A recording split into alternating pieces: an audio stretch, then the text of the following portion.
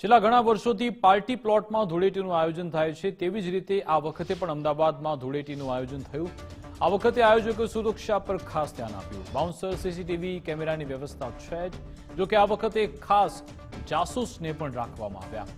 આ જાસૂસ આયોજન સ્થળે સિવિલ ડ્રેસમાં ફરશે અને લોકો પર નજર રાખશે અને જો કોઈ તત્વ ખલેલ પહોંચાડવાનો પ્રયાસ કરશે તો તરત જ સુરક્ષા ટીમને તેઓ જાણ કરશે।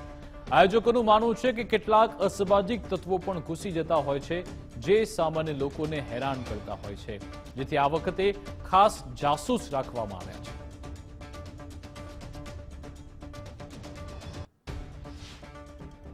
સિક્યુરિટીમાં બી અમારે ડિટેક્ટિવ્સ રાખેલા છે। અહીંયા એમાં બી અમે લોકો 20 થી 30 ડિટેક્ટિવ રાખ્યા છે કે જે લોકો નોર્મલ ડ્રેસમાં ફરશે અને કેમ કે અસામાજિક તત્વો ઘણી બધી વખત આવતા હોય છે ખોટા કારણોસર કે જે હાનિ પહોંચાડતા હોય છે ધૂળેટીને, તો એ ના થાય એના માટે અમે લોકો સ્પેશિયલ ધ્યાન આપ્યું છે।